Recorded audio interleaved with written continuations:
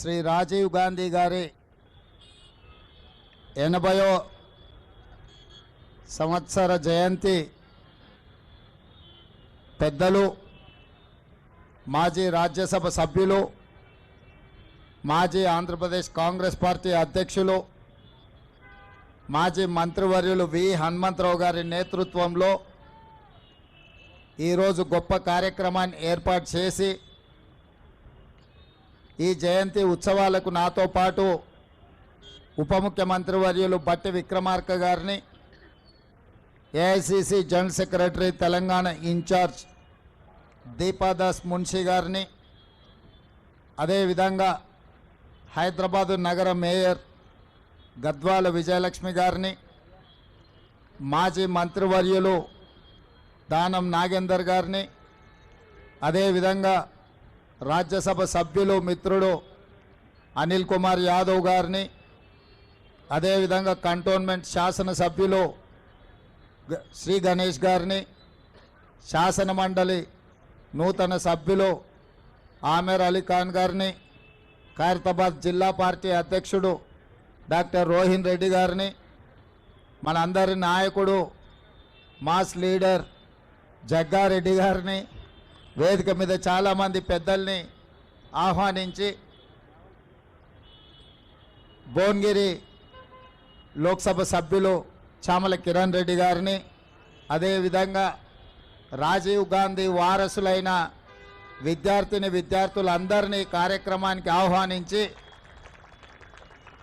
ఈ దేశ యువతకు ఒక స్ఫూర్తినిచ్చిన రాజీవ్ గాంధీ గారి జయంతిని అద్భుతంగా నిర్వహించినందుకు పెద్దలు వి హనుమంతరావు గారిని మనస్ఫూర్తిగా నేను అభినందిస్తున్నా.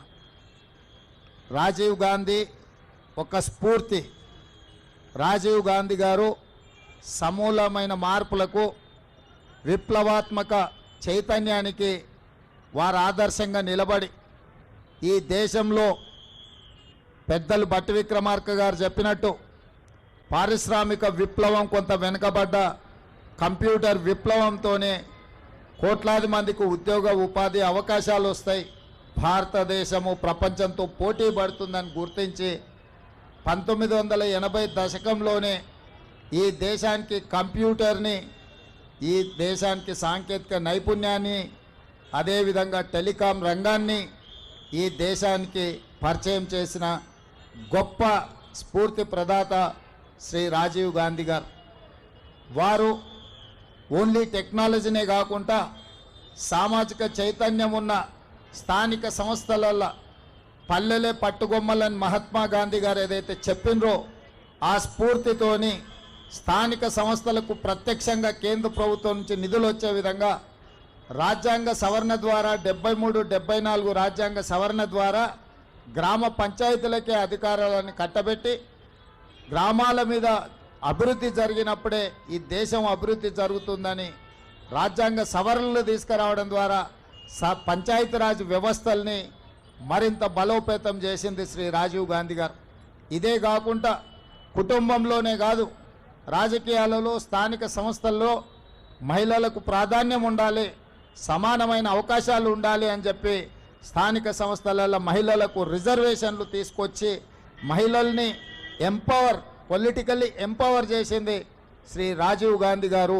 ఈరోజు గద్వాల విజయలక్ష్మి గారు మేయర్ అయినా, శ్రీలత గారు డిప్యూటీ మేయర్ అయినా, రాజీవ్ గాంధీ గారు రాజ్యాంగంలో తీసుకొచ్చిన మార్పుల వల్ల మహిళా రిజర్వేషన్ రావడం వల్ల ఈరోజు వాళ్ళు అధికారంలో భాగస్వాములై ఈ దేశ నిర్మాణంలో వాళ్ళు క్రియాశీలక పాత్ర పోషిస్తున్నారు. అదేవిధంగా ఈరోజు ఈ దేశం అభివృద్ధి పదం వైపు నడుస్తున్నది అనంటే ఈ దేశం ఇంత బలంగా, ఈ దేశం యొక్క సమగ్రతను కాపాడడానికి రాజీవ్ గాంధీ గారు తన ప్రాణాలను సైతం త్యాగం చేసింది.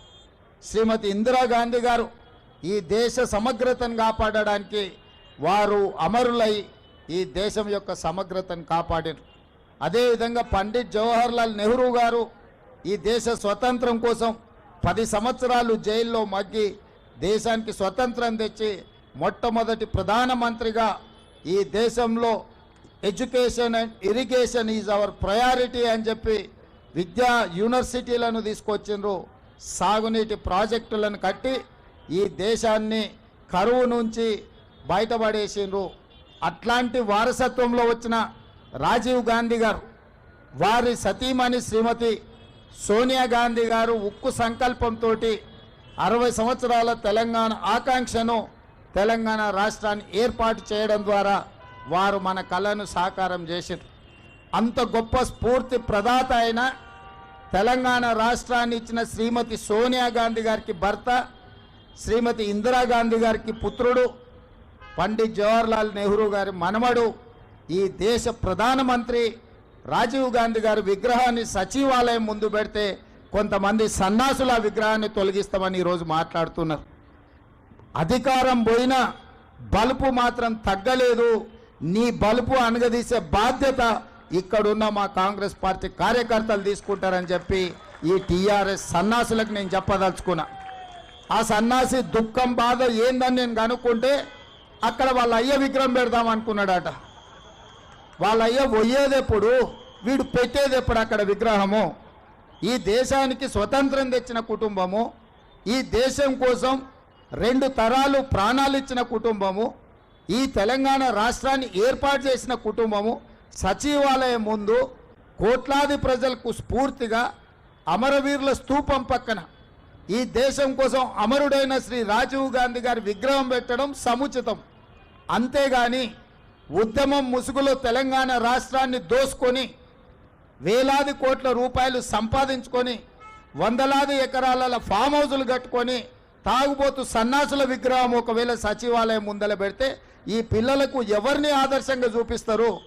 పొద్దున్నేస్తే రాత్రి వరకు తాగి ఫామ్ హౌస్లో పొర్లాడే కేసీఆర్ విగ్రహం ఉండాలన్నా అక్కడ సచివాలయం ముందల, లేకపోతే దేశం కోసం ప్రాణత్యాగం చేసిన రాజీవ్ గాంధీ విగ్రహం ఉండాలన్నా తెలంగాణ సమాజం ఆలోచన చేయాలి. అసలైన తొలి వెలుగు. ఫాలో వాట్సాప్ @తొలి వెలుగు official.